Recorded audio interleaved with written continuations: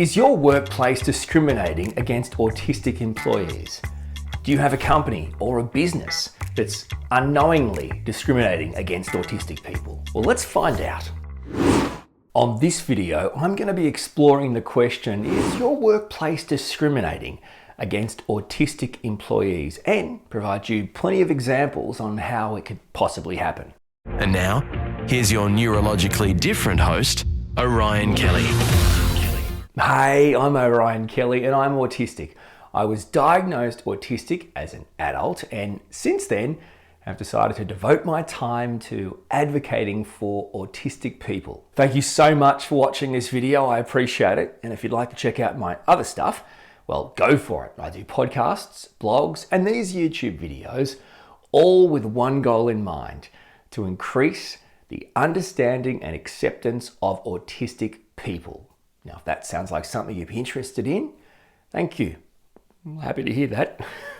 Would you take your time to check out my stuff on my website and to subscribe to my YouTube channel? Please do me a favor so we can reach more people and you never miss out on any more videos.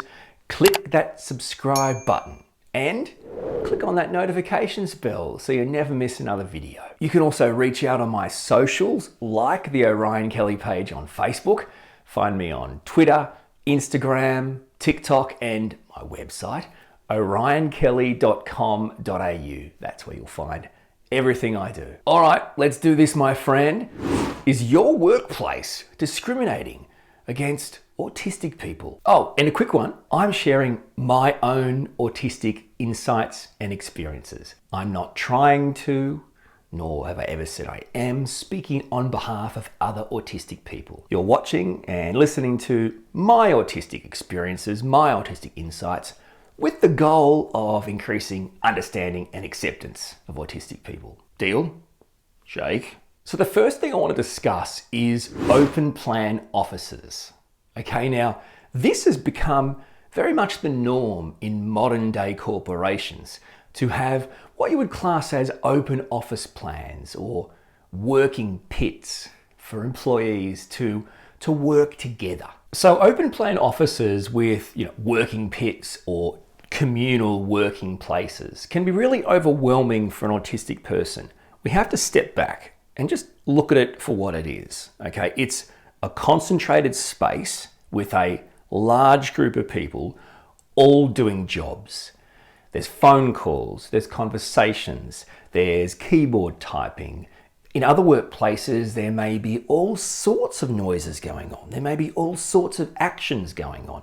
We have to look at it from that point of view. There's no use just going, well, everyone works in this workplace. They all deserve the same treatment and this is it. As an autistic person, it's not a joke. Sensory overload can lead to meltdowns and shutdowns, both horrific to productivity. Not a good result for anyone, the autistic person or the business they're working for. This is good for business to actually consider the needs of autistic people, because it actually helps the bottom line of a business, but it also helps the mental health and the productivity of the autistic person. You can only hurt the productivity of an autistic person by expecting and forcing them to work in open plan offices, communal workplaces, communal workspaces, working pits, concentrated areas of many employees all doing jobs. I mean, it doesn't really matter how it's described or what workplace it is. We just have to understand that for the most part, for most autistic people, this type of environment is not conducive to a productive autistic employee. Okay, so a solution to the problem, because I'm not about just bringing up problems. Let's talk solutions. In this situation, you could consider providing separate or specific working areas away from the open plan work pit type scenario we were talking about for autistic people. Areas that aren't noisy, areas that aren't in the hustle and bustle of the workplace, areas where they're still around, but they're able to thrive and have an increased level of productivity because they're in an environment conducive to their own personal needs. I also want to point out, and I hope this makes sense, that as an employer, If you're providing these types of environments for autistic people, all you're doing is living up to your responsibilities with regards to providing facilities and solutions for a person with a disability. It might be invisible, but it's still a legitimate and diagnosed disability. So it's not like we're asking for something that we're not entitled to. And the upside is, in doing it, you will raise the level of productivity of your autistic employees, which is probably already high or higher than most neurotypical employees. So it's a win-win. The next thing I want to talk about regarding something in a workplace that can be discriminating against autistic people is a thing called hot desks or hot desking, where employees regularly move desks or move areas within the workplace. I don't know the premise or the point of it. I'm assuming from a neurotypical point of view, it might be freshness or creativity or productivity or workflow, but it actually has the reverse effect for many autistic people. So for an autistic person, think about it. If they could be moved at any day, any time, for any reason, it's going to cause, at least from my experience, it's going to cause heightened levels of stress and anxiety. Now, stress and anxiety lower productivity.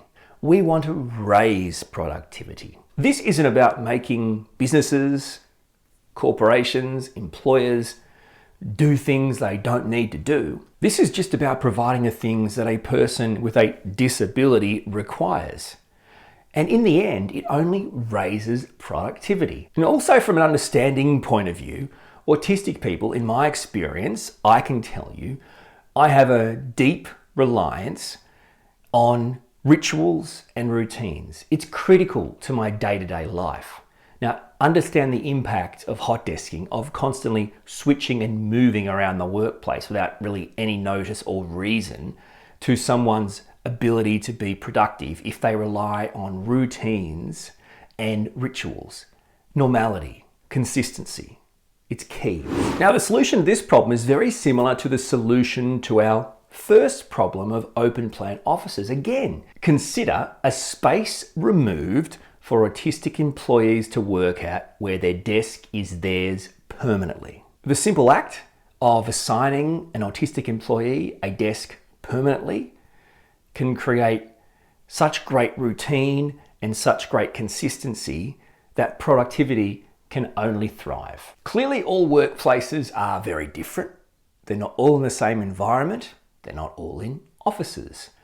But I think something that's pretty universal to pretty much all workplaces, even outdoors workplaces, is lighting and noise. And both lighting and noise can cause regular and constant sensory overload for an autistic person working in a workplace. Some examples: fluorescent bulbs, bright LED lights, windows without curtains, random and mixed noises, multiple noises. The light and the noise combines to have a detrimental effect on an autistic person from a sensory point of view. A sensory overload can occur on a daily basis. So sensory overload being lighting, sound, certain senses that are being taken at a heightened level and having a heightened impact on an autistic person result in sensory overload. But there's more. They can manifest as stress, anxiety, migraines.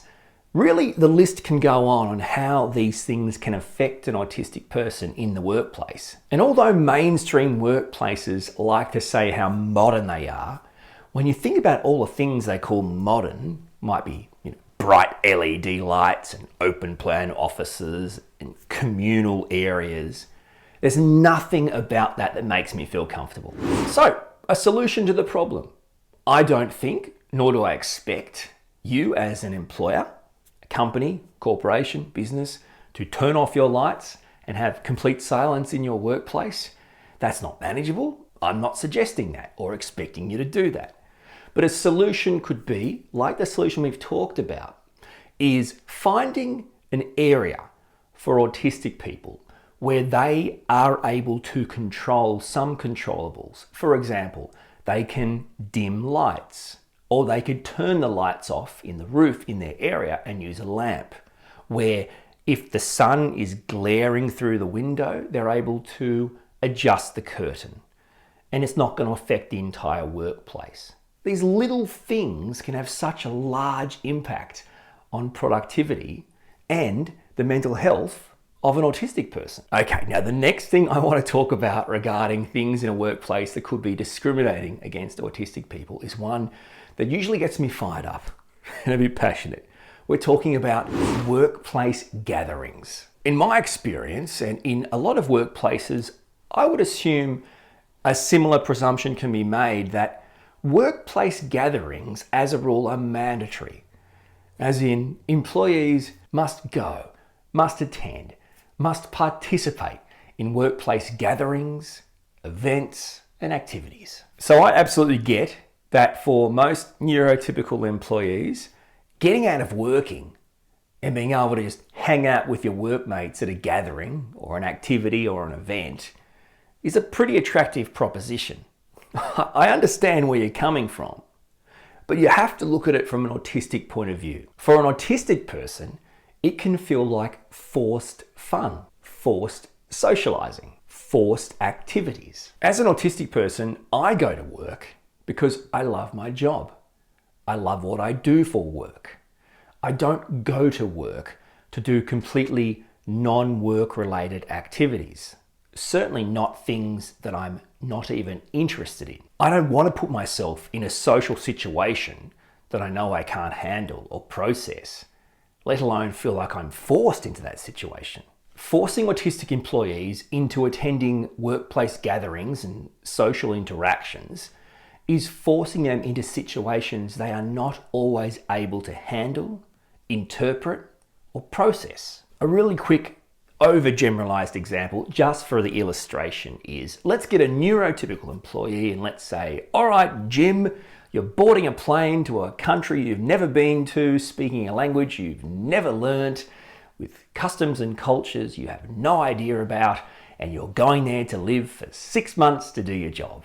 Putting an autistic person in a situation where they don't even understand the language, their interpretation of what is going on in the social interaction, and this is a whole nother video which I've done before, is like another language. It's putting someone in a situation that they're not even built to be in. From my point of view as an autistic person, looking back at my entire career over many years, I would say what produces the most anxiety, what overwhelms me the most, is the forced social gatherings. Now that could be all staff are forced to go to a social gathering with clients of the company, and a lot of employees think, amazing, you might get free dinner, free drinks. All you've got to do is be nice to people, clients or whatever. That's not the same for me. Interacting on a social level with the people I work with every day is hard enough. The idea that I have to do that with people I've never met and do not know and are clients or whatever of the company is really, really scary. And also, it's not because it's about them. It's not about them. It's about me. It's about my abilities to thrive in those types of environments. Sporting activities. As a social team of workmates, go to the bowling alley and bowl? Really? We do? Whatever neurotypical people think that's going to cultivate, I can tell you as an autistic person, it's not going to cultivate anything with me. In fact, it's probably going to alienate me further. It's probably going to create more of a gap because I'm not comfortable in those situations. Also, there's only so many sports that I can do or can learn or am good at or like to do. You've got to put on the stupid clown shoes. What if I throw 7 gutter balls? People start socially bullying you. Hey, good throw, all that kind of stuff. It's just not comfortable. You're kind of sitting around doing nothing. These situations are really horrible. Bars, clubs, the Christmas party style thing. It's noisy. People are yelling and screaming. People had a few drinks. Conversation's a bit different. It's kind of in your face. You don't know where to go. You don't know how to interact. You don't know how to process it properly. These things aren't a joke. You think these things are fun and they're mandatory because, hey, why would anyone not want to do this? I can tell you as an autistic person, It's not that I'm lazy or just a little bit shy. I'm autistic and I have challenges that make these things extremely hard. Really, really anxious, really stressed, really uncomfortable.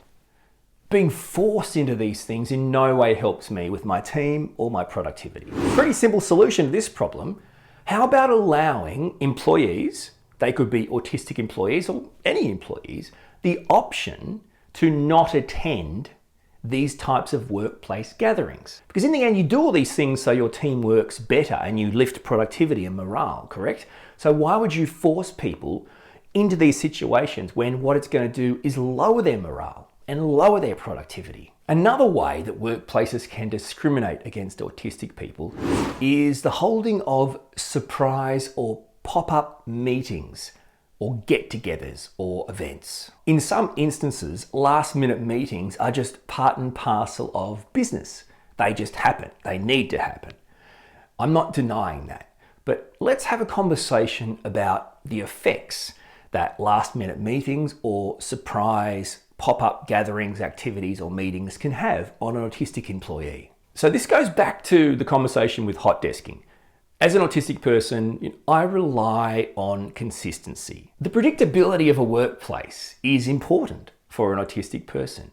The predictability of meetings is important. Having plenty of advance notice of meetings and team catch-ups is crucial because you can plan for them. You can be anxious for a week before it starts. So conversely, holding spontaneous meetings, holding spontaneous team catch-ups has a detrimental impact on an autistic person. Again, because when you rely on something that's predictable, routine-based, and you know when things are happening, and that all changes, it's not just, I've got to stop working and go to this meeting. You haven't had a chance to prepare for it. It's very hard for me as an autistic person to stop a task until it's done, to go to the next task. Multitasking isn't something that I do. I don't believe multitasking is even a thing, is even achievable. I think people are kidding themselves that think they're good at multitasking. No, what you're good at is being really bad at doing multiple things at once. Because no one can do more than one thing at once well. So from my point of view, I've got to stop doing what I was doing, but I was planning on doing that till this time, so I'd finish it by then start this, but now I've got to stop to go to this meeting. I might not be back for an hour. What will I do? And then you don't know what you've got to talk about and what it's about, and the detriment is just not worth it. Simple solution: if you're ever going to have a surprise meeting or a impromptu team catch-up, try to give an autistic employee the most notice. Let them know first and give them a solid time, and try and make sure that time frame gives them enough time to prepare. That might mean prepare to not finish the task they're doing. That might mean to finish the task they're doing, or at least prepare their minds that they will have to stop and then work out the rest of their day. Because in the end, I may go in with a clear plan for my day, and that doesn't incorporate things that are unannounced. So it's a very simple fix. Now, the final thing I want to touch on regarding ways that workplaces can discriminate against autistic people is with the dress code. Strict dress codes in workplaces can have a detrimental impact on an autistic person in many ways. Now, as an autistic person, I tend to wear things that I'm comfortable in, which obviously limits my choices. I also really like to wear colourful clothing or bright clothing, and that limits my choices as well. But it isn't just about comfort and brightness and colours. It's about sensory issues as well. Clothing and sensory overload really go hand in hand. I tell you what, as an autistic dad with an autistic child, and me being autistic myself, it would be a daily occurrence that I'm cutting off a tag or something uncomfortable connected to a piece of clothing between the two of us. It happens all the time. There are very little tags on either of our clothing anymore. It doesn't help when you're trying to work out sizes and names and if things get lost. But clothing has a feel about it. I mean, you know that. I'm not telling you anything new, but for an autistic person, Don't forget with the hypersensitivity that an autistic person can have, where things are just heightened in the sensation, in the feeling. A lot of materials are just a no-go. They just don't feel right. They can really impact you. And you think, well, seriously, like toughen up. No, but it's not like a heightened sensitivity can actually have a feeling inside you that is of something I could never truly explain to a neurotypical person. Aside from saying, it can actually stop you in your tracks. You can't function. So wearing the right clothing is critical. Suits and certain office wear clothing can be really claustrophobic to me and can also feel really rough, or some suits can feel almost too smooth on your skin. It's like being lightly touched or something. It's like, oh man. Leather shoes, work shoes, they can be really tight around your toes and your feet. I know that sounds ridiculous, but we're talking about heightened sensitivity here. Like someone's kind of squeezing your feet. So from my point of view, I tend to wear sneakers or casual shoes with the laces undone, kind of loosened. Doesn't look great, but it keeps me comfortable and certainly averts any sensory overloads or meltdowns, which is good for everyone. Clearly, I have my own unique style, like really all autistic people. But I hope that you understand we're not just trying to be different or look different or say we don't accept your silly fashions. No. Number one, it is about our personality. But number two, and most importantly, it's actually what our needs are from a sensory point of view. Certain types of clothing, certain types of materials, certain feelings, certain textures, the way it makes your body feel. These are really important things to consider when an autistic person gets dressed. So it's not anything superficial. And the solution to this problem, which I'm sure you've already come up with yourself, is allowing autistic people more flexibility in what they wear to work, on the premise that if they're going to feel comfortable from a sensory point of view, they're not only going to be better employees, but also it can lift productivity. If an autistic person is feeling at ease and comfortable in their own skin, which is a rarity, but you know what I'm saying, in the clothing they wear to work, they're going to feel more productive, and therefore their productivity is going to increase. It's a win-win. There you have it. Thanks again for watching this video. My hope is that it's provided some insights and some understanding in things that can seem harmless in workplaces that can actually have genuine, serious, and detrimental impacts on autistic employees, and how adopting slight changes and being slightly more flexible can not only help autistic people, but it actually helps productivity and your bottom line. Now, I'd really appreciate it if you'd help me reach more people so we can raise understanding and acceptance of autistic people, and you can do that by subscribing to my YouTube channel. So please click that subscribe button and don't forget to hit the notifications bell so you never miss another video. Plus, you can reach out to me on my socials, like the Orion Kelly page on Facebook, find me on Twitter, Instagram, TikTok, and go to my website, orionkelly.com.au. There you'll find my podcasts, blogs, these YouTube videos, and a whole heap more. So check out my website. Until my next video, thank you so much for watching and sharing my videos, and we'll talk soon.